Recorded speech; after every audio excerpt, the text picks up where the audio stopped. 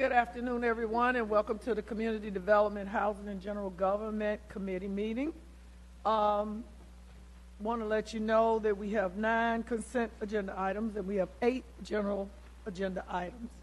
We're going to go ahead and take the consent agenda first if there are items on it that council members would want to have pulled. I just want to remind the council that if we discussed this and you were here yesterday, that I do not see a reason, but we can do this if you want, but I noticed lately, and our staff has too, that we do a lot of discussions in finance. A lot of the items are on that agenda, and then they're on this agenda as well. So, but what is your pleasure with the consent agenda items? Councilmember Larson. I'd like to pull C1, hear about that. Are there any other items? I'll move to the ballot. Second. It has been moved and properly seconded to accept the consent agenda items. All those in favor, let it be known by voting yes.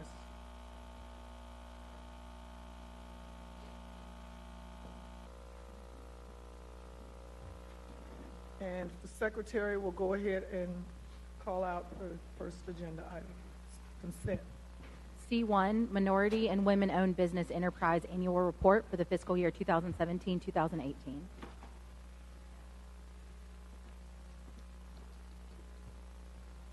This is nice. Thank you. Good afternoon, Chairwoman Adams and members of the committee.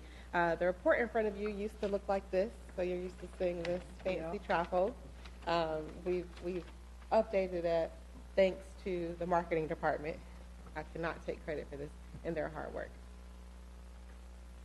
Each year, we provide an annual report to you that covers, one moment, let me get this on the screen.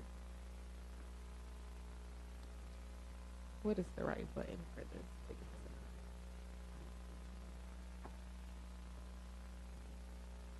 Thank you. So each year we produce the tax spending in 4 categories. That's subcontracting activity, construction and repair, P-card, and goods and services. So this first slide is simply just highlighting where our spending is with MWBE firms. And I'll go into this in more detail here shortly.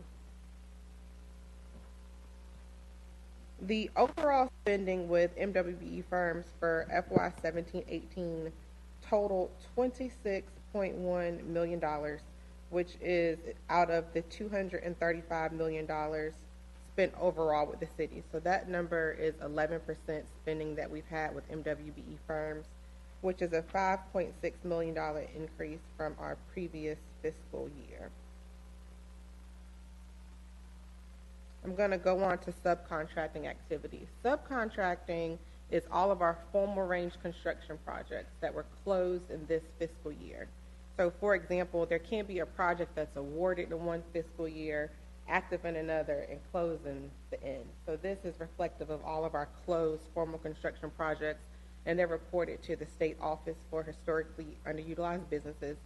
You'll see that in FY 17-18, we are at 17% MWBE participation. That dollar amount is listed here as well.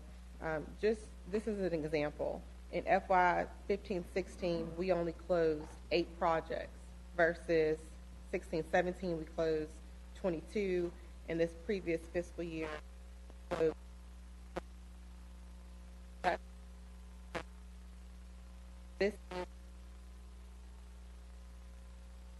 that previous year. These are the dollars that we paid to our general contractors. Card spending. So the inconsistencies here are just reflective of user data in full disclosure with you. So what we've done, you'll see that for FY 17-18, the total MWBE data reflected shows 3 points. But user data versus actual data when it comes to P-cards is something that the office has worked diligently to fix. We have implemented something called MWBE Made Easy, which gives departments the opportunity to send those purchases to us. So the P-card is anything under $1,000. P-card users have that card and they're able to swipe it throughout the city. We ask city departments to send that purchase to us so that we can share it with our database of MWBE firms on a weekly basis. We have also created a new application with our IS system that's pretty much in the final stages of testing.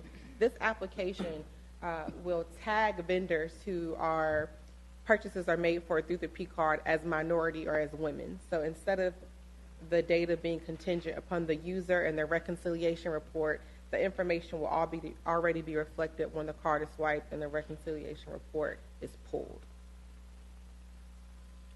The next slide shows you information on construction and repair. So these are active projects. That's formal and informal projects. These are dollars that we've actually spent. For FY 17-18, we're at $6.4 million with MWBE firms, and that's 13% overall. That's reflective of purchases made via purchase order, and that's a $2.7 million increase. This category is also falls into factors like the project can be awarded one year, active in another, and closed in yet another fiscal year. So again, these are active projects, both formal and informal. And our last category is goods and services. So this includes consulting services, trucks, cars, any bulk supplies here. For FY 17-18, we came in at $5.5 million, which is 5% here, and this just shows you the trend since FY 12-13 to 17-18. And I included just a couple of testimonials from MWBE firms we've worked with this fiscal year. Valeria Jackson is the manager of Order Express, which is similar to DoorDash or Grubhub, if you're familiar with those. And she attended our mixer last year, and she said that the mixer gave her opportunities to introduce her business in a setting that was open, fun, and approachable with city administrations and businesses. Creative Edge and Design is a content development and graphic design agency which has worked closely with our IS department and a couple of other city departments, and they said that it's been a joy to work with the team and an honor to serve our city using their skills and experience for their benefit, and they said thank you for everything. And then lastly, it's just a testimonial from Concrete Solutions, who talked about since they became MWBE certified, they've seen a growth in their opportunities to bid work with GCs. This has allowed them to employ people in the community, affording an opportunity to take care of their families. With this program and helpful people in the department, they've received exposure that has resulted in being awarded contracts for city-funded projects, and those projects have allowed them to give back to their community and leave behind a piece of their family's legacy. Excuse me. And I'll take any questions. Councilmember Clark. If we award, and this is in the construction to a minority GC, Mm-hmm. and then one of his subs is a minority and one is not, Correct. does all that count as a MBE if the GC was a minority member, or do we break it down below that? So it depends on the threshold. For formal construction projects, that threshold is now $100,000. For $100,000 and above, the prime would not be counted. But $100,000 and below, that GC as a minority contractor would be counted. So then in that case, 100% of that would be. Correct. Correct. The other one, and I've asked Lee about this in the past, and I know this would be a major effort, but I'm on page 9, where we spent a total of $235 million. Okay. What percent of that did a minority firm bid on? Not yet, just bid.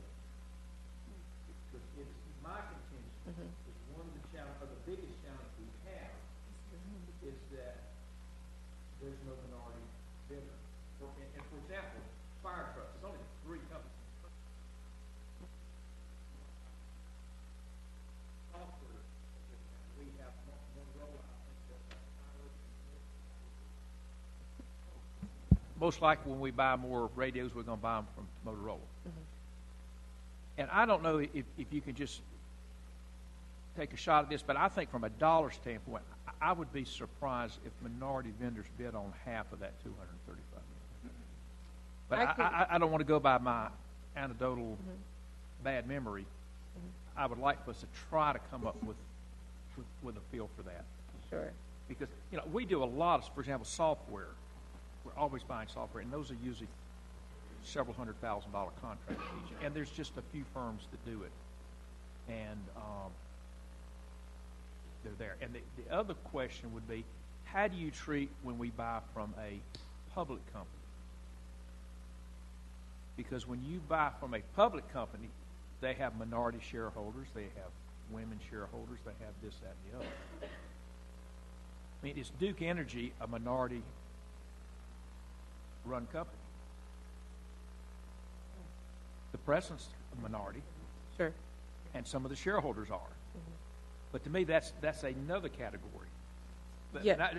I'm not going to ask you to deal with that right now, but just right now, of the $235 million, how many of those dollars were actually bid on? Because we know how many they got. I got that number, 26 million. So I just need to know what's the denominator to give me a fair impression of where we are. Thank you. Okay, I'll get that for you. Councilmember Scipio. I'm really interested to know how does this minority and women break out by race? I think we established this so that we can have more African Americans, Hispanic contractors or vendors, and this report doesn't tell me that. And particularly with it's the women-owned businesses, women are considered minority, but I'm concerned that most of these are Caucasian women and not necessarily African Americans. So I would like to see how that breaks out by race to see if we're really trying to make a dent in this.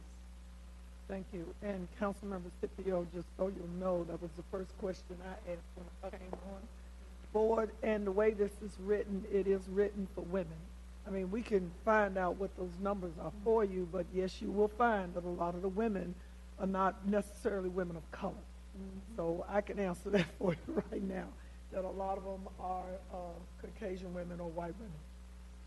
Any other questions or concerns? Councilman McIntosh.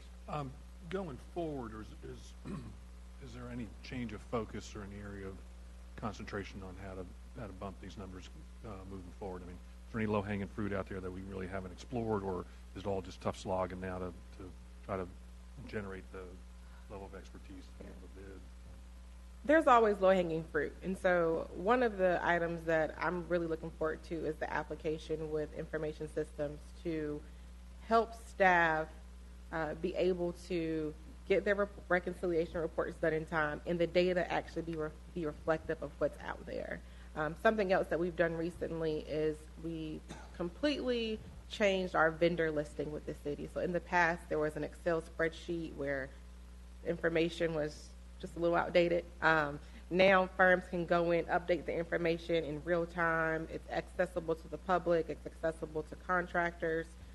We've also implemented a lot of community engagement and workshops like Is Your Good Faith Effort Good Enough to help contractors and professional services be prepared for projects that we have coming out. We're doing some outreach, again, in preparation for the 2018 bond projects to make sure our MWBE firms know what's coming and what's involved. So there's definitely low-hanging fruit. Good. Thank you. Oh, this is excellent. Thank you. Thank you. Councilmember Larson. I had this item pulled because we're getting ready on, I think, G4 to talk about a disparity study, which will be more comprehensive and may answer some of the other questions that have been raised and have been asked for, I know, for quite a while. But I would like to compliment, clearly to me, having sat on council now for 2 years, have seen the continuing progress and growth in this area as far as setting standards, quality of publications, quality of review that's being provided to council. And I want to applaud that. I think you're getting ready to have a big challenge if the disparity study is undertaken within the next, I guess, year or so. And we will see how that comes out. But I'm feeling more and more confident that we're measuring up. and I'm anxious to see how that study comes out. But I wanted this for the public particularly to know that work is ongoing and has been ongoing now for several years. That has been very progressive due to your leadership within the city staff. So thank you for that. Thank you. Any other questions, comments? This is for information. Thank you. Thank you. Moving on to reading of the first agenda item, please. G1, resolution ratifying action taken on November 15th, 2018 regarding SG Atkins Community Development Corporation's repayment of the construction loan for 3248 Ridgeback Drive and making a grant to the development project for the repayment shortage of the construction loan. Ms. Newman, I think everybody was here yesterday. Ms. Councilman Bessie, were you here when they discussed this? Even though it's been here for we've seen this. So if you could give us the 2-minute review. Yes, ma'am. And what I'd like to do, if I could again, is start with G2. Two first. Yes, ma'am. So I'll let her read. G2, resolution authorizing the city manager or his designee to accept less than full repayment of construction loans not to exceed $30,000 per home constructed. The remaining properties eligible for home funds in the Ridgewood Place subdivision and the East End revitalization area. Thank you. Thank you. Good afternoon. With council's guidance last month in January, we were asked to split this item out from the G1 item that you have so that we could come back and bring a separate, a separate policy regarding maximum subsidies we would allocate for the Ridgewood subdivision development as well as the East End revitalization development. Staff did some research in concert with the developer, and we determined that because of the rise in construction costs, we would come back to you and request that this subsidy maximum be set at no greater than $30,000 per home for those two developments only. And again, those developments are Ridgewood subdivision and the East End revitalization area. So that is G2. Thank you. Make a motion to approve. Yes, thank you. Second. Thank you. It's been moved and properly seconded. All those in favor, let it be known by voting aye. And those voting no, like signs, and the resolution has passed. Next. G1, resolution ratifying action taken on November 15th, 2018 regarding SG Atkins Community Development Corporation's repayment of the construction loan for 3248 Ridgeback Drive and making a grant to the development project for the repayment shortage of the construction loan. And with this particular item, council gave permission for us to close the loan to a first-time home buyer in the Ridgewood subdivision last November. There was a shortage in the difference between the amount of the construction loan and the actual proceeds that came as a result of the mortgage that the home buyer received. You approved us taking an $11,300 shortfall. That shortfall will be granted to the development project, and this actually complements what we discussed a moment ago in what was G2. And so this action is to ratify the action that you took in November, but it will also now allow us to also pay the developer their 5% developer fee, which we did not include in the action we brought to you in November. So now they will be able to be made whole. Thank you. Any questions, comments? So Councilmember Larson. that development fee is now included in 11. It will be added to the 11. It will be added to that. And what That 11,300 was not inclusive of a developer So fee. what is the total amount then, to be clear? What is the amount that's being approved for this shortfall? Ultimately, doing my math real fast, it's going to be 16,400 roughly. Close to the 16,000. Should we approve that at 16,000, or do we need to modify this document to reflect the actual amount? I think we could go forward because we now have a policy in place that allows for the developer fee, which we did not have in place. This becomes redundant at that point. This whole action is probably not necessary at this point. Well, I think we still had to ratify the action you took in November because you weren't in a formal setting. Right. Right. Correct. I'll make the motion that we approve. Thank you. Can I get a second? It has been moved and properly seconded. All those in favor, let it be known by saying aye. Vote yes. All of those voting no, like sign. And it has been approved. Thank you. Next, please. G3, resolution authorizing the adoption of procedures to recommend funds to be recaptured and reallocated to meet the expenditure time requirements for CDBG and home funds. This item also was before you in January as an information item, and we're coming this time for action to approve steps that the department has put into place so that when we find ourselves facing a deadline for the expenditure of funds, if an organization is not meeting the timeline such that we can meet the federally prescribed deadline as we encountered with HUD on our home funds, this enables us to act sooner and recapture those funds and reallocate those funds so that they are expended for an eligible purpose by the deadline. Thank you. Any comments or questions? May I have a motion, please? So moved. Second. It has been moved and properly seconded. All those in favor, let it be known by voting yes. All of those voting nay, like sign. Thank you. Thank you. G4. G4, resolution awarding contract with MGT of America Consulting, LLC for the City of Winston-Salem disparity study in the amount of $333,570.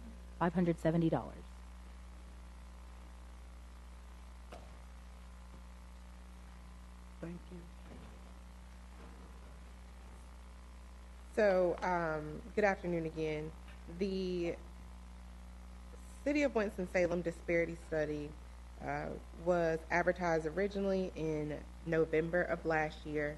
The objective of the disparity study is to determine the effectiveness of our current program and to recommend modifications and adjustments if necessary. The consultant that's being recommended today is MGT of America. They will also be tasked with providing legal guidance relative to legislation, policies, and procedures. We've asked the consultant to study the city's contractual awards in goods, services, both professional and general, and construction for a 5-year period, with the ultimate objective is to recommend programmatic remedies and to address any identified reduce or eliminate any barriers should they exist. We received 5 proposals. For the RFP, our recommended proposer, MGT of America, scored the highest. There were several categories that were used for the criteria, and MGT of America scored highest in their proposed plan of action and their experience with other municipalities. They did agree to exceed our 10% minimum goal in agreeing to 34% for the project. And the evaluation panel for the review of all proposals consisted of city staff and 3 members of the city's MWBE advisory committee. Thank you. Any questions or comments? And this again was discussed yesterday at length. May I have a motion on G4? So moved. Second. It has been moved and properly seconded. All those in favor, let it be known by voting yes. All those opposed, like sign. We have 3 yeas and 1 abstention. Thank you. G5.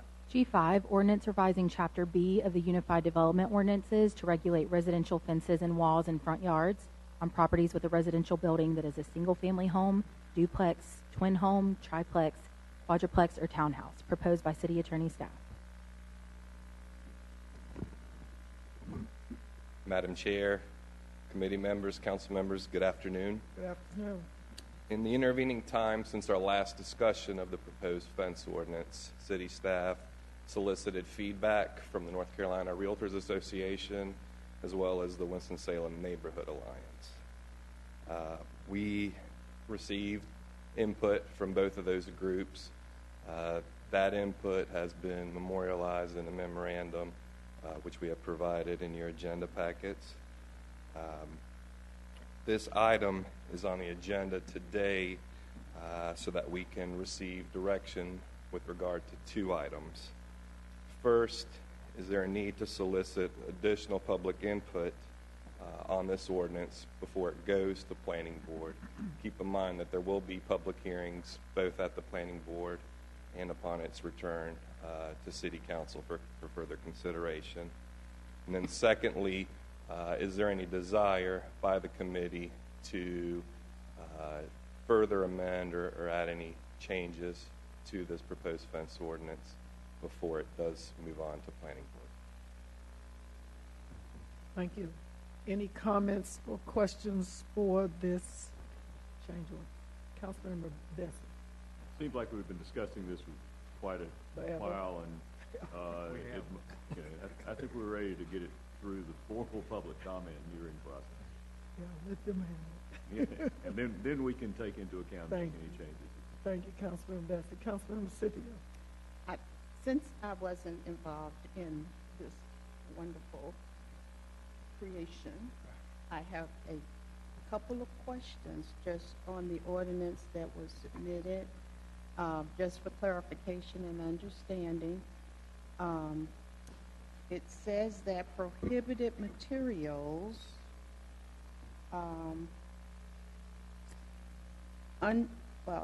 that's 111-.5C. Fences or walls made of debris, junk, rolled plastic, sheet metal, untreated or unpainted plywood. The wonderful fences you buy at Lowe's, is that unpainted, untreated plywood? You know, the privacy fences that you can buy at Lowe's, Home Depot? I would defer to the planning department, and they've indicated that no, it would not include such a material, or that material would not constitute an untreated piece of plywood.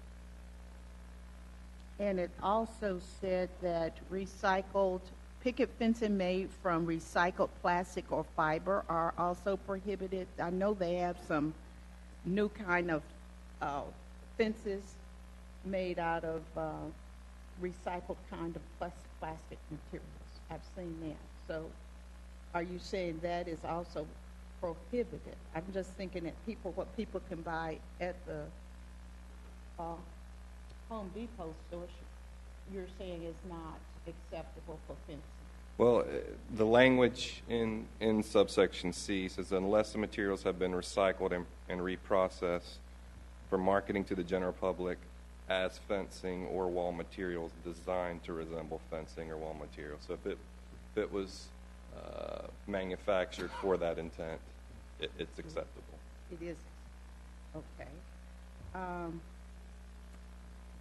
And is it my understanding that any brick walls that are up are acceptable? Any brick walls that may be installed are acceptable at 8 feet in front of homes? As it's currently constituted, yes. If the wall is made entirely of masonry material, it is exempt from the opacity provision and the height provision. So we're saying that anything that's not brick has to be a 4-foot height restriction? If it is of greater than 50% opacity. In other words, if you cannot see through more than 50% of the face of the fence, then it can be no taller than 4 feet unless it's made entirely of masonry. And for those that are already existing, did I read this right, that people would have to remove those structures in 6 months? The way it's currently, the direct answer to your question is yes. The amortization period is 6 months. The way it would be enforced, there will not be a sweep, for lack of a better words, around the city. Right. Enforcement would be on a complaint-driven basis. So once staff is made aware of a particular fence, then enforcement would begin. But yes, the direct answer to your question is, as it's written, proposed today, there's a 6-month amortization period. Okay. Councilman Clark. This is going through the planning Right. board, so we'll have a lot Yes. more input on this. But this is just the fences on the front yard? Correct. Okay. Do you have any idea how many? I can think of only 2 in my ward that have a front yard fence that's over 4 feet tall. Have you done any type of surveying to have feel order of magnitude, what we're talking about here?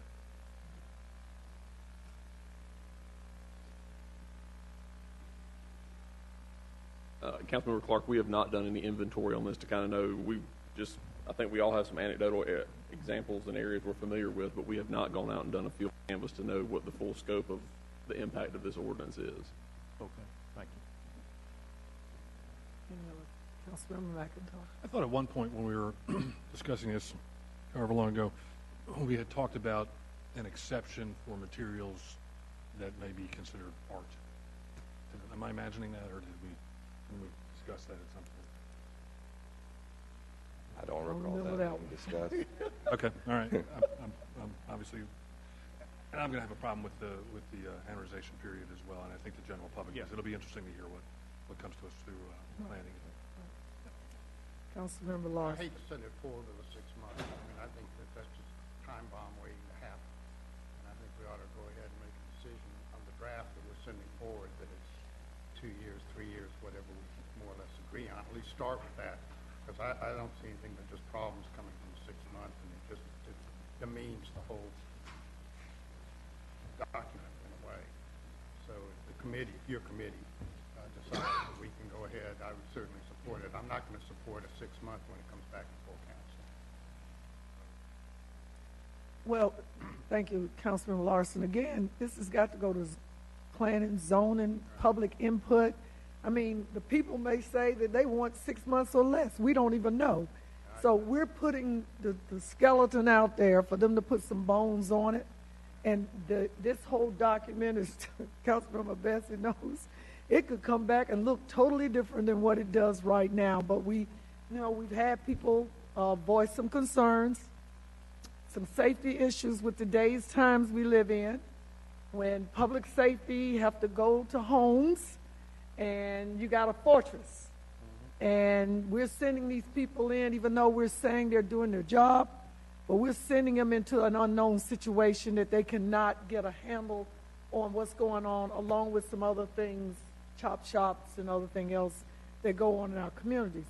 So I'm asking that we go ahead and send this on to the next step. Councilmember Scipio. Has there been discussion about how discriminatory this ordinance is based on people who can afford a brick wall versus one who can afford board? And is that the message we want to send to the public? That if you can afford a total brick wall, you'd have no problem at 8 feet. And I just know there's a house at 5 Points right there, First in Stratford, that's totally gated. You can't even see through the gate. However, there's a house on Lansing Drive that has a privacy fence, but a great part of it is not closed, but it is on the front of the house. And I'm concerned that you're asking people to go to a lot of expense to lower it for something that's cheaper, but not for something that's a lot more expensive. So has there been any discussion about that? Because I really think this particular ordinance based on that is favoring people who can afford a nice wall, brick, and not a less expensive one. Councilmember Bessie. What was the rationale for exempting the masonry?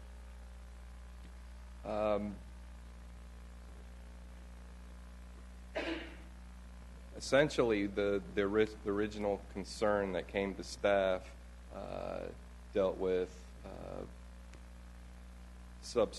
fortress-like fences and walls made of substandard materials. There were no complaints that staff received with regard to the masonry walls. Well, that kind of begs the question of whether the idea was safety or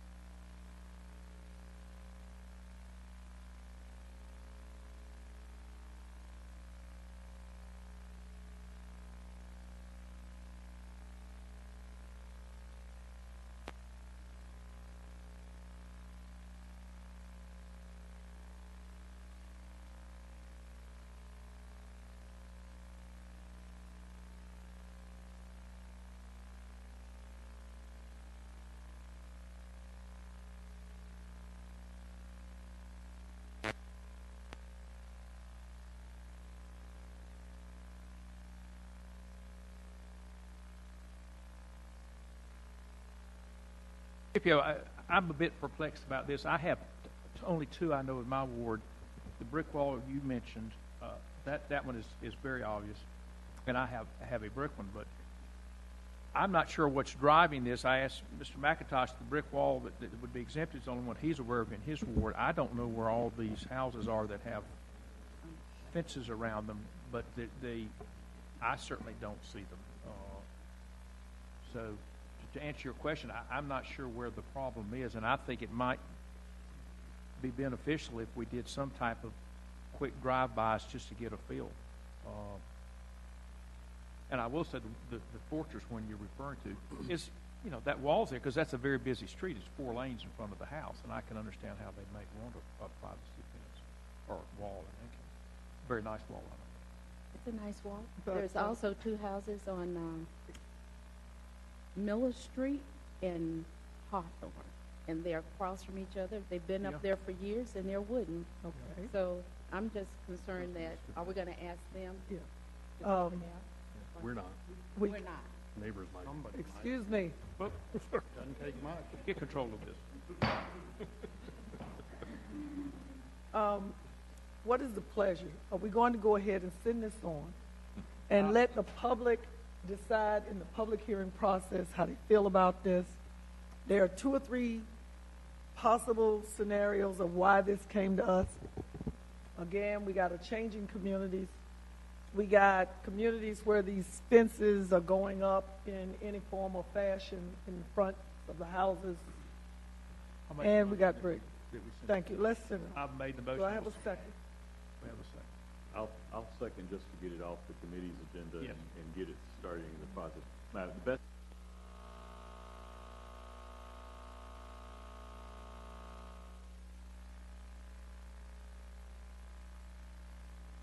Been moved and properly seconded. All those in favor, let it be known by saying yes.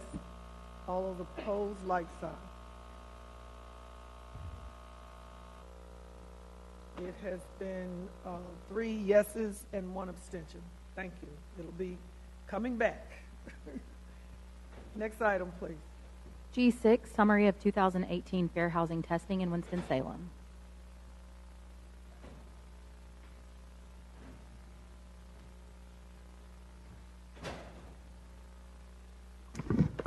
Good afternoon, Chairwoman Adams, members of the committee. Happy to be here today to present to you a summary of the fair housing testing results that were recently completed here in the city of Winston-Salem. And for those of you who may not, and for the benefit of the public, with fair housing testing, I'd like to just give a brief overview of what that means.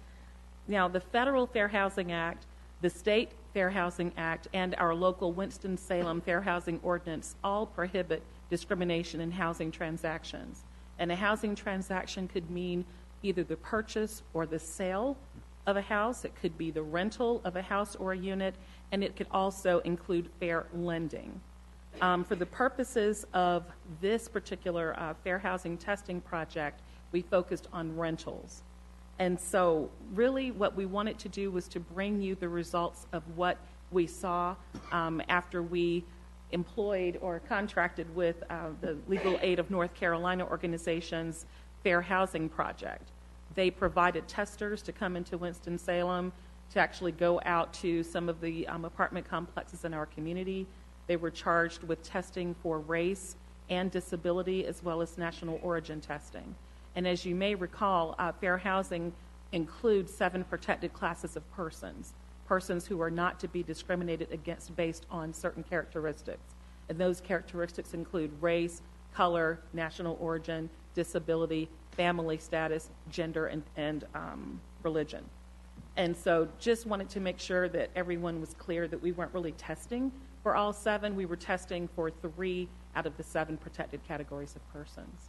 So without further ado, I would like to introduce to you Mr. Jeff Dillman. Jeff is a staff attorney with Legal Aid of North Carolina. He is also the co-director of North Carolina's Fair Housing Project, which actually is a FIP organization under HUD's regulations, which means they are a Fair Housing Initiatives Program organization as designated by the U.S. Department of Housing and Urban Development. What that means is they are to work with municipalities and organizations throughout North Carolina on matters such as testing and fair housing investigations. So, Mr. Dillman? Good afternoon. Thank you for inviting me. Wanda gave a very good overview of fair housing testing. I'm going to give you a little bit more detail about sort of the process and then talk about the results that we found here in Winston-Salem. I do want to note at the outset that because of the nature of testing, it's a covert practice, right? I mean, people are posing as home buyers, or in this case, in case of the testing we did here, renters, and they aren't really looking to rent. And that's something that the Supreme Court has found to be a valid measure of doing investigation for housing discrimination to uncover discrimination. And so it's not any, but in order to be able to do it, the testers have to be, confident. They can't say, I'm a fair housing tester. I'm looking to see what, how you treat me or how you treat someone of a different race. And so because of that, I have to, because of that, I can't reveal a lot of the details of, for example, who the testers were, or at this stage, the particular properties that were tested. As an overview of the testing, we recruit individuals and put them through a training where they learn fair housing law and how to conduct objective investigations. Testers' role is mainly to be a sort of human tape recorder, to go in a neutral manner and attempt to rent or buy, whatever they're assigned to do, a unit, and then to record what happens to them. Are they offered units? What are the prices? Are they offered specials? Are they told anything? Are they discouraged or encouraged in any way? And not to entrap people, but just to objectively record what happens to someone if they were a housing consumer attempting to rent a unit. After the testing is done, usually it's done in a pair setting where we would send one white individual and one African American or one Latino. The testers write detailed reports, and we review those reports and try to determine, are they treated the same? The testers are matched so that except for whatever we're testing for, they are identical. So if we're doing a race test, the testers are both going in asking for the same size unit, saying they have the same size family, saying they have the same type of income, so that the difference is likely going to be attributable to the protected class we're testing for, race, national origin, and so forth. But after the testers write their reports, they're debriefed, we examine them, and then conduct oftentimes additional investigation of what the housing provider is doing. In 2018, we conducted a total of 24 rental tests in Winston-Salem. 8 of them were matched pair tests for race discrimination, 8 were matched pair tests for national origin discrimination, and 8 were single tests for disability discrimination. We tested medium and large size complexes, and the results of the race tests, in 5 of the 8, there were differences in treatment. 2 tests of the race did not show differences, and in 1, the results were inconclusive. With regard to the national origin tests, 4 of the 8 showed differences in treatment. In 3 of those, the differences favored the white tester, and 1 it actually favored the Latino tester. In 1 of the national origin tests, there was no differences, and 3 were inconclusive. And then with regard to the disability tests, 6, we were testing primarily for whether complexes would offer what are called reasonable accommodations to individuals with disabilities, someone who might need a change in a normal rule because of their disability. And in 6 of those cases, they were allowed or were told they would be given the accommodation, and in 2, they were not. The types of differences that we saw with regard to the race and national origin tests were that in 6 cases, testers were, one of the pairs was not mentioned about available units. In 1 case, they were told completely there was no available units, while the white tester was told that there were available units. Sometimes they were told about fewer units. And in all of those cases, the white was given more favorable treatment to the either Latino or the African American tester. In 2 cases, testers were told different fees or were not mentioned discounts that were offered to the other tester. And in both of those cases, it was the white testers that were favored. In 2 cases, testers were not offered tours. And in both of those cases, the white testers were given tours, and actually in both of those cases, it was national origin tests. The Latino testers were not offered tours of the property. And then in 1 case, a tester was not informed about a wait list. And in that case, that was actually one that favored the national or the Latino tester. The inconclusive results result when sometimes it's unclear to us what's going on. In certain areas, one tester is favored, and in other parts, the other tester is favored, and so you can't make a clear determination about is it favoring one or the other. Some of them, it also appeared, based on our analysis, that there might have been other intervening factors that gave rise to a difference, possibly that the unit was rented in between in a very short period of time, in the period of time between the two testers going, and so we could not make an attribution that there was a difference in treatment there. As a result of these results, legal aid is conducting additional investigations of properties, and so that is an ongoing process. We have conducted some additional testing and anticipate doing further testing and other investigations.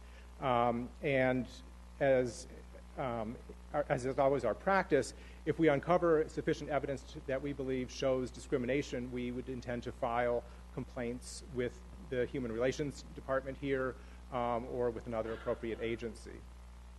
I would be happy to answer any questions that anyone has regarding the testing or the results. Mr. Clark, thank you. Two questions. How close in time do the two different groups go in, and do they typically talk to the same person? We try to have them talk to the same person. That's not always possible just because of logistics in complexes, and we try to have them go in as close of a period of time as possible, so that but not being obvious about it. Typically, they're going in the same day, or occasionally it might be subsequent day, but it's usually the same day that they're going. How often have you done this test for our community? We did another round of testing. It was about 3 years ago, I believe, in 2015. I don't know if your memory serves you, but are we trending up or down on finding differences in treatment?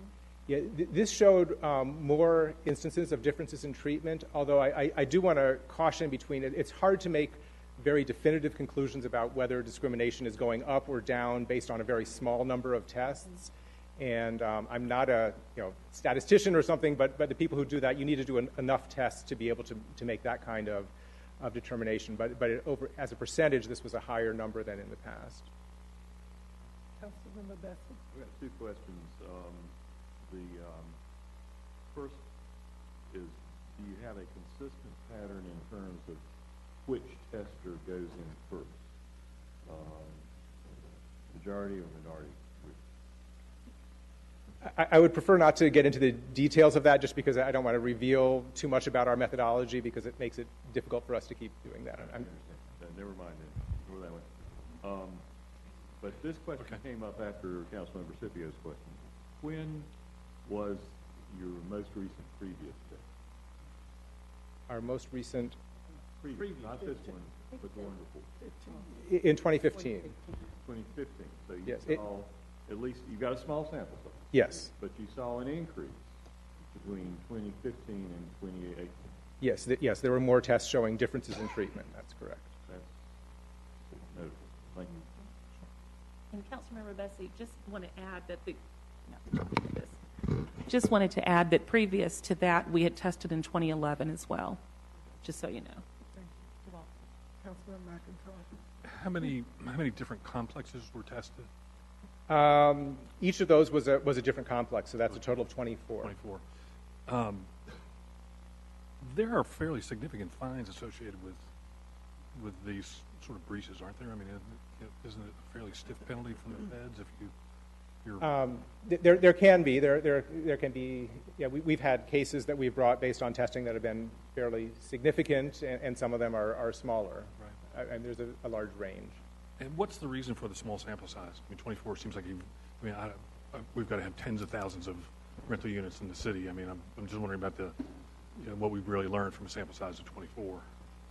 I mean, that was something that I think it's partly a matter of the budget of how many tests can be done and want to be contracted for, and capacity. I mean, we certainly could do additional testing, and we could discuss that with the Human Relations Department and whoever else in the city would have input in that. And some testing is done by phone as well sometimes, correct? Yes, some testing is phone. Which would be far less expensive, so we can Yes. cover a broader range. Yes. Yeah, the difficulty, or the challenge you sometimes have with phone testing is being able to ensure that the person who's being tested, Right. does know whatever, the race or the national origin or something, and so. Yeah. Thank you. Councilmember Best. What approximately was the budget for 24 tests? Yes, it was. That was $11,000. $11,000. So it wouldn't be a bank breaker for us to increase the budget for the testing to follow up. When folks finish asking questions, I have a comment. My comment is that along with the study we did for the housing, again, along with the information that we're pulling together for our city, inclusionary, diversity, disparity, everything. This is just as important because we do have a lot of units, as Councilmember McIntyre said, rental units. But if people are not being allowed to rent because of their race or their sex or their disability or their age or religion or nationality, then we might even have another problem that's on the surface and we haven't even scratched it. So I don't know the pleasure of the board, this council, this committee. I think we might want to look at how we can delve into this further. Human Relations Department, to get us better data. This is good data, but we need more data to be, this inconclusive that we got a problem. And we need to fix it. And if that means us calling in the feds or the state or people that are getting taxpayer money, but we need to work on this. Committee, any comment? Dan, Councilmember Bessie. Please. Councilmember Larson. Well, let me just comment that this is not a happy report. It certainly shows a challenge that the city has, and I would encourage us to go deeper into the problem and just see. I'm happy that whatever's revealed in these kinds of reports are followed up with some enforcement. Project and is the next step in this case. I am curious about the selection of the units that are surveyed, and you said 24 different units were examined in this process. How are those 24 identified? If you can you elaborate a little bit? We look at race and ethnicity data, through census data that's available, as well as marketing data from apartment complexes. This round of testing we did, as I mentioned before, primarily medium to large size complexes. So I think the smallest one had about 50 units, and it went up from there. So it wasn't any very small landlords. Right. Who were So geographically, they just spread throughout the city. I don't have that in front of me, but I believe Maybe. so. But I could get that and provide it to the Human Relations Department. About that, maybe. Well, I think it's an important study, and I think it's an indicator of what we're trying to achieve, and we just need to push on this. This is one clear statement about what kind of progress we're making, and I would agree if we're looking at expanding this sort of evaluation. It's a self-evaluation in a way. And in the past, yes, ma'am. And in the past, what we have done, Councilmember Larson, is we have provided our frequent offenders, so to speak, those landlords and apartment complexes with whom we've had a larger number of complaints as compared to others. And just like Jeff said, some of those could be smaller, medium-sized, larger. It varies. But we do definitely, we have in the past, provided information to legal aid, basically letting them know what our frequent offenders list looks like, for lack of a better way of describing them. Councilman Best. Yeah, I've spent enough time, dealing with housing-related complaints in enough neighborhoods over the past 18 years that I am not surprised with the results, although I am disappointed. I am also not surprised that the problem may be increasing over the last couple of years. But it is unacceptable, and is deserving of more attention. And I think that we can find the relatively small amount of funding that would be needed to increase the testing and assist in the pursuit of enforcement. And yes, sir, we would be happy to do so. And just to let you know, in terms of our internal caseload for fair housing, it has been trending upwards for the past couple of years. The investigators have seen an increase in the fair housing caseload. So it seems to be a definite trend here locally, which may be in a way good, meaning that people are aware or becoming aware of their fair housing rights. And so therefore they're filing more frequently than they were in the past. They just weren't filing as frequently before. I doubt it's exclusively a local trend. I think the problem is and that is correct. That is correct. Dr. Allen Abraham, I guess the feelings of the committee is that, and Mr. Garrity, attorneys, that we go look at where we could find the money. Look under a rock, do whatever you got to do to go ahead and pursue this, because again, this is not surprising, but it's come at a time when I guess this is better than ever because of all the things we're trying to do to improve affordable housing and to get development and other things going in the city. And for us to find out of all of these units that are in the city, mind you, most of them are privately owned, that they are turning away people just because they think they can, then it's up to us to be out here trying to protect the rights of our citizens and pass it on to the next level.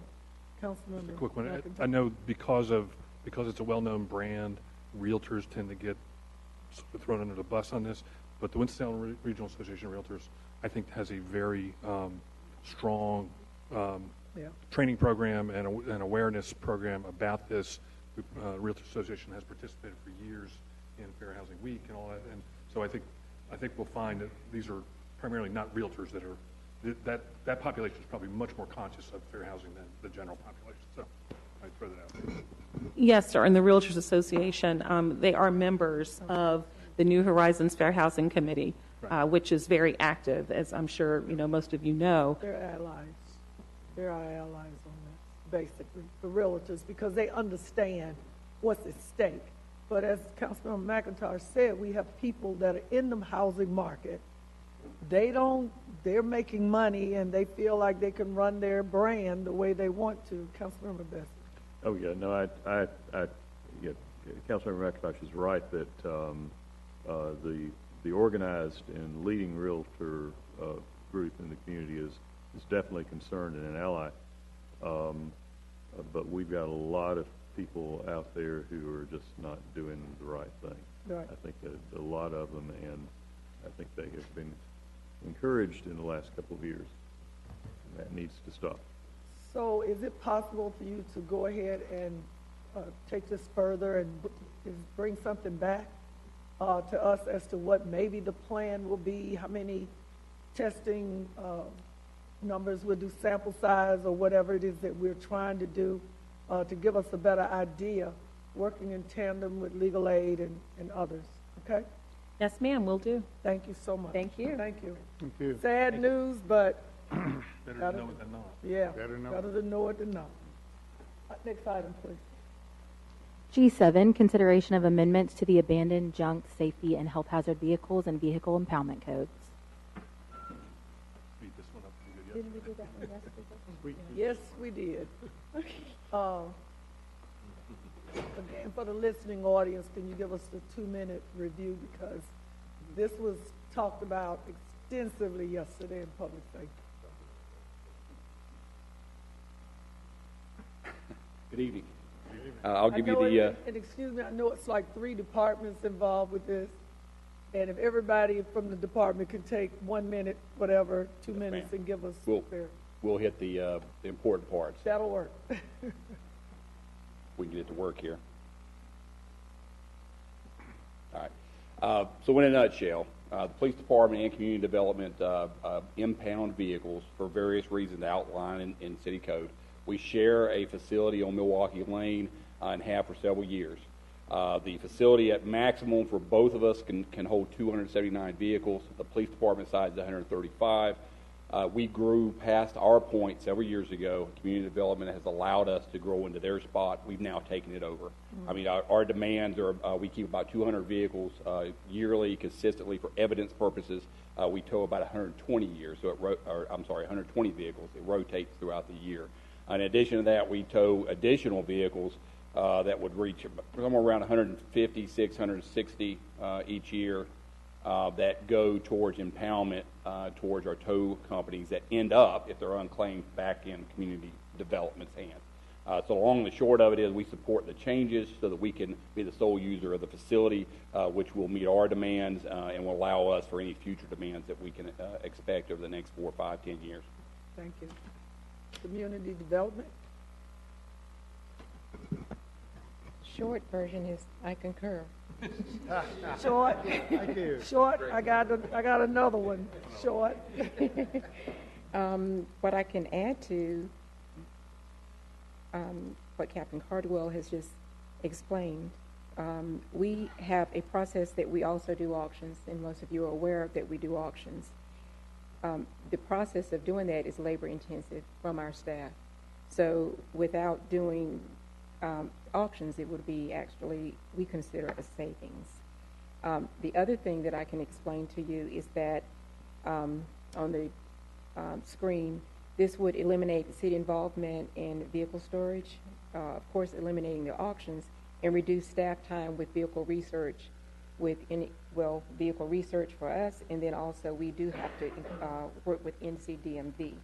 And it would streamline the process, more importantly, for the customer. So the customer would go to a one-source entity and not have to come to maybe more than one department and then deal with sometimes the towing companies.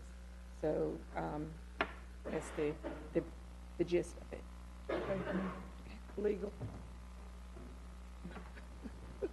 Chairman Adams. You got your minute in the sun. Legal. Chairman Adams. Yes.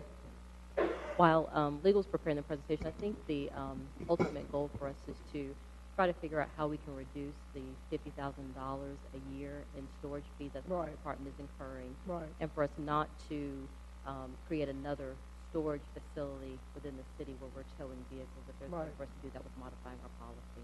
And I also heard making sure that the customer doesn't get gouged or anything as well. And I know we're working with the Towing Association and everyone, so looking forward to when this comes back. Attorney Andrews. Yes, Councilmember Adams and committee. I'll just be brief. Basically, in order to effectuate the need that you have heard spoken about here, we need to tweak our current existing ordinances to allow for this. Our current model involves the city being heavily involved in the towing and calling for tows, and then we kind of, other than the tow itself, we manage the sale, the storage, the sale, the handling of the vehicles, and it creates a challenge for us.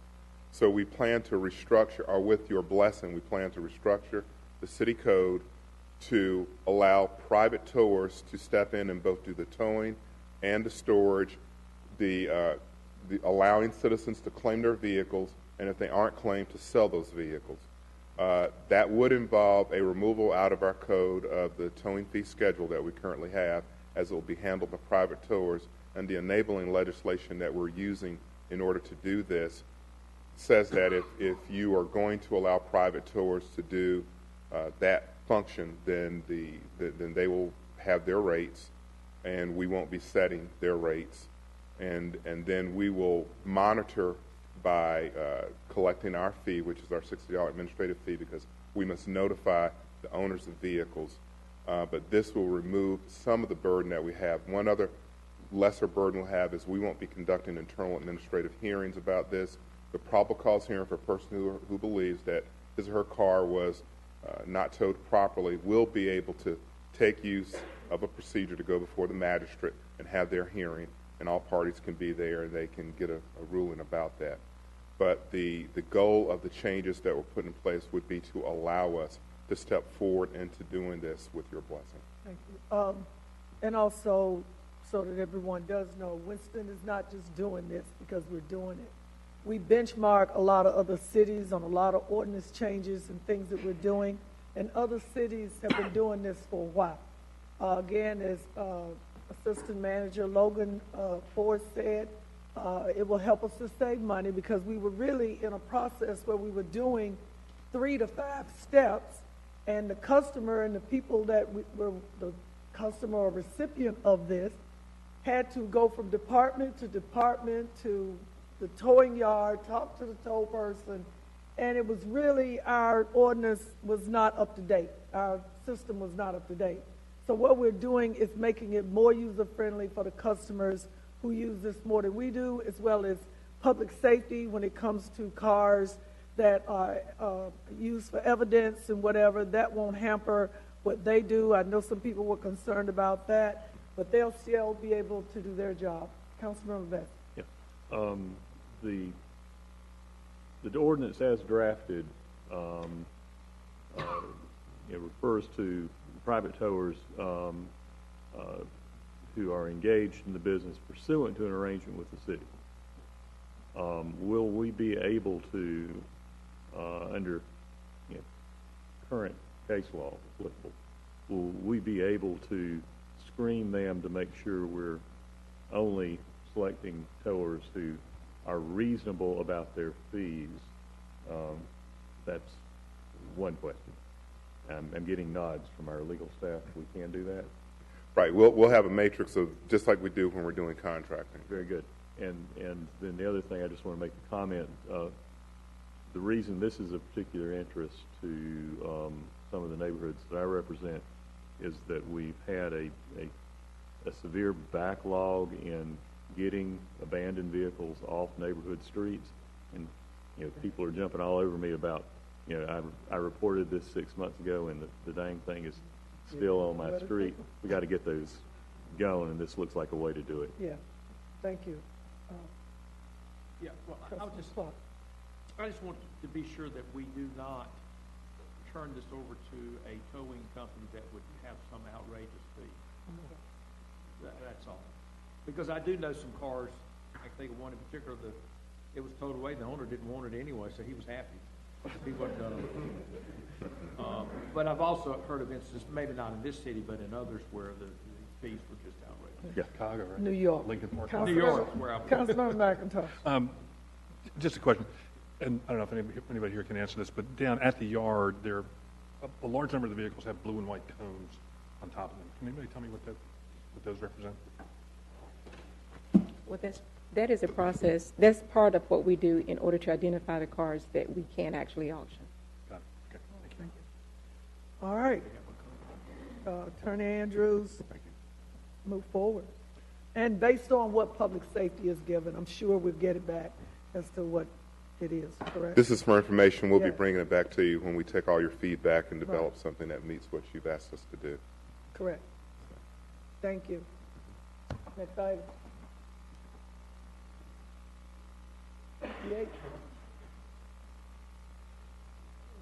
G8, information from Councilmember Scipio on establishing the African American Heritage Action Initiative.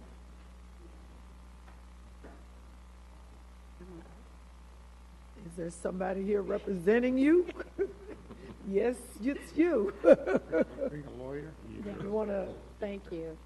I'm not going to read the memo that's included. I do want to give you background as to why I believe this is an important initiative for the city to undertake.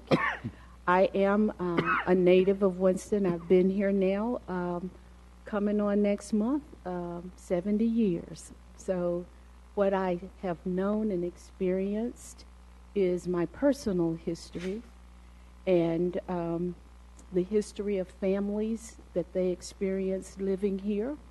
In 1990, a young man who was a scholar, a student at Duke, his name was John Sinsback, came to write his dissertation at Old Salem.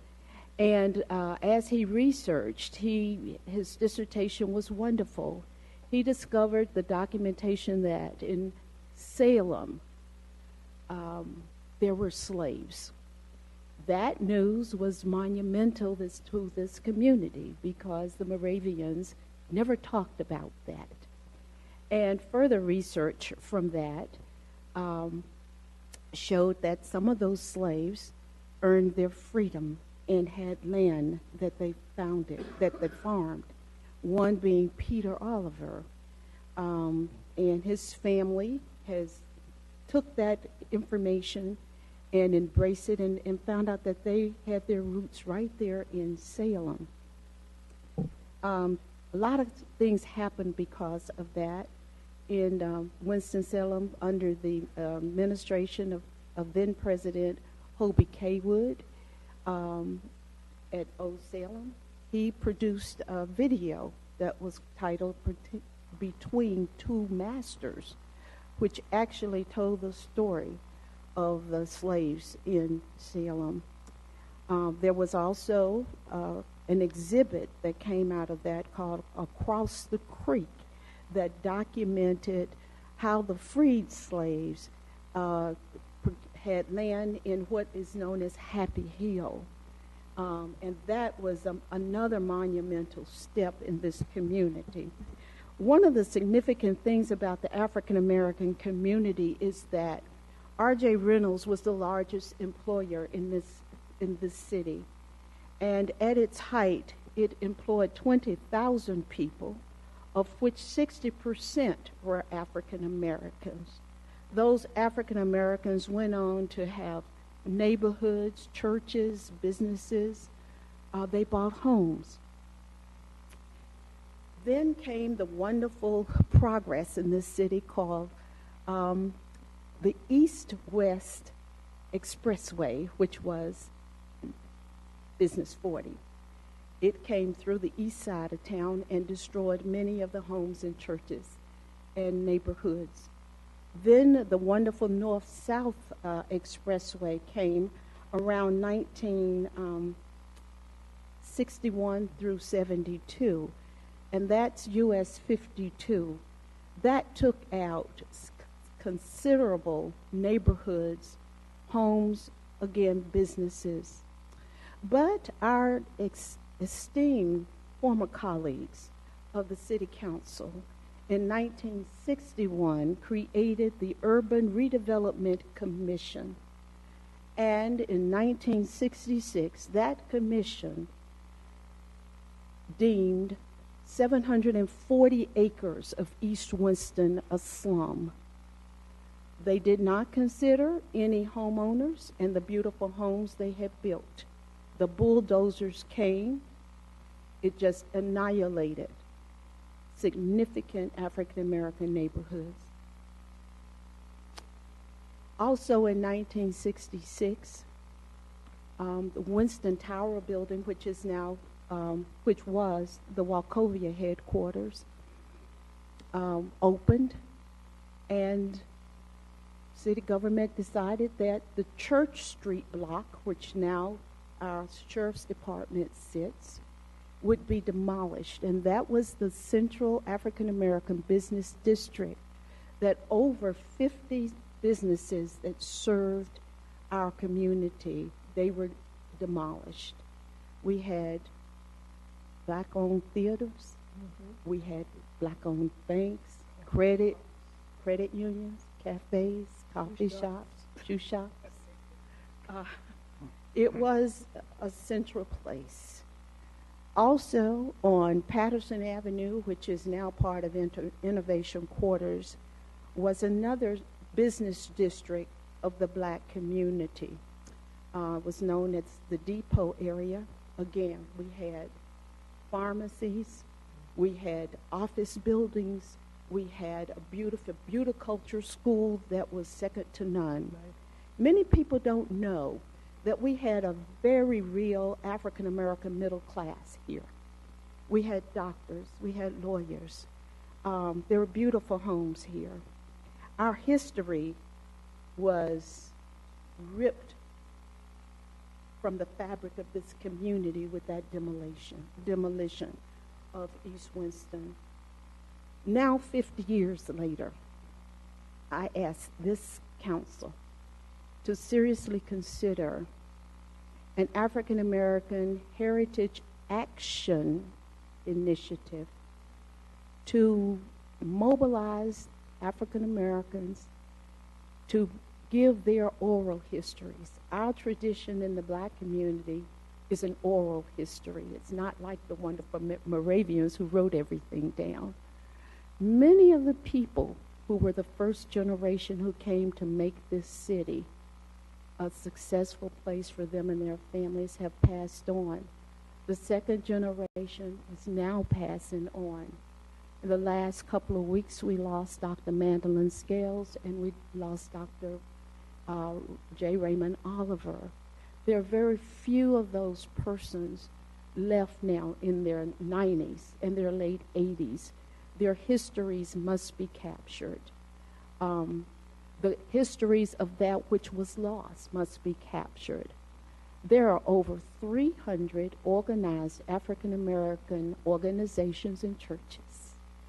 What I propose is that we say, we like you, to collect your histories and let this initiative decide where they will be stored, but let the people collect their own histories.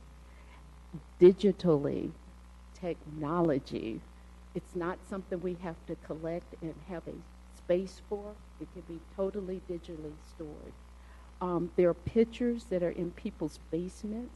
We want them of what it was and how they did it. There were some secrets about the African American community that I think we all could benefit from. How did you exist in a city, a state, a nation where you were actually demeaned through segregation, through slavery? How did you still exist? I sometimes ask myself that. How did I get here, given all of what my family went through, what I went through? I have real memories of riding on the back of the bus. I know how hard it was to break into decent office jobs. It was not easy. We think that housing stuff that's going on is shocking. Nobody knows how shocking it was to try to desegregate this community when people didn't see you as valuable. So I ask you, my council members, to consider this initiative that would be shaped to collect those histories before they are gone, before the memories are gone. And it will be a healing. Sometimes people ask me, why are those people always saying downtown's the bad? Why they putting everything downtown?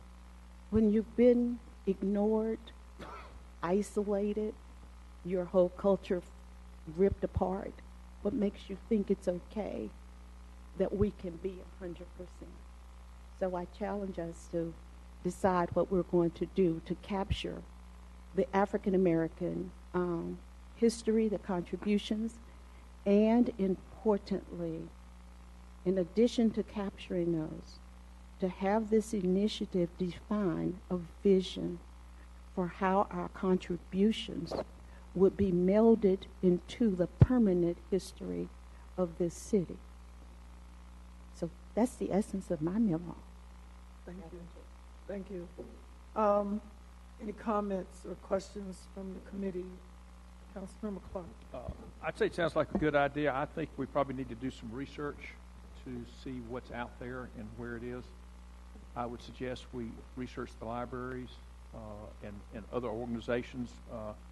Our church has what we call the Tower Room, and it's called that because it's in a little tower, but it has, I haven't been there in a long time, but it's got the history, some of the history of our church. So I think you need to kind of get a feel for what's out there, what's not, and kind of get a feel for how to go forward with it. But what you described, I will say, is not unique just to your side of town. We've lost any number of, I can think lately, of leaders from the 50s and 60s on the other side of town, and they're gone forever, and their memories and their contributions with them. We all become dust in time, but it is important if we can capture it. And I just wish my children could have heard my father talk about World War II, for example. They do not know what that, and their other father, grandfather. But that's gone. They're both gone, and the memories with it. But I certainly would suggest I'm not sure how you start to organize this, but somehow get your hands around kind of what's there and how you organize it and who you need to talk to and all that type of stuff. Mr. Garrity and Ms. Abraha and McCullough, since you're mentioned here in her document that she has given us, would you make sure to help, because you've done this before, especially Ms. McCullough, to help pull this together as to a framework to give us something to start working with as to how we go about doing this, because there has to be a process and it has to be something like a plan so people understand what it is that we're trying to capture, okay? And work with the councilwoman on it and see what we come up with and bring it back to committee as soon as you can as to how we want to move forward with this to immediately start pulling this together. Council Member Scipio. Council Member Beth. Yeah, it sounds like that there are at least two distinct elements that you're focusing on. One would be getting access to the materials and the memories of folks who have never been involved in the formal historic processes of the community, and then a recording and collection with to follow how we make that information publicly known and visible. So, you know, we'll need outreach to the community at large, and it sounds like we could make use of some of the expertise at several of our colleges and universities in collecting and oral histories and photographic histories. And that's what they do. That's what their job is. They can do this. And they'll work with the council member, and she'll throw at it whatever it is that she thinks needs to be a part of it, We'll bring it back. so that it's congruent and succinct and to her pleasure, as well as the community that we're trying to record the history of, which are the African-American community here in this city. Any comments? Councilmember Larson. Sure. First of all, thank you for bringing this to our attention. I think the council would concur that if we don't respect the past, how's anybody going to respect us? And this has been something that's bothered the council before, particularly with the void of African American history within this community's recognition of its character and quality. I think the council is supportive of that. I'm certainly supportive of it, to see us develop a commitment, at least morally, to pursue this. The technical aspects of what will be done in individual tasks, I think we'll look to Michelle and others to help us define what can actually be accomplished, how it will be accomplished, who can best do it. As a resolution, I think a statement of commitment by this council that we support this initiative to begin to extract this history and bring it to light and find ways to present it to the public in a meaningful and sustained way, that we don't forget it again, I think is incredibly important, and I applaud that effort and would certainly want to support it. I hope that the variety of places that still need to be recognized, and we talked yesterday about, what was it, Mutual Insurance Building, designated as historic, and yet we have yet to do anything but put a highway marker beside it. The history of the African Americans is not to be recorded exclusively in highway markers.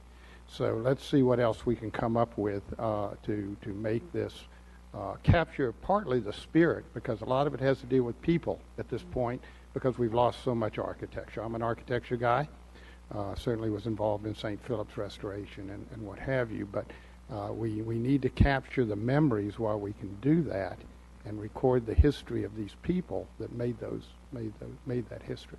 So I applaud that, and anything we can do, I think as a city council, we're anxious to hear that.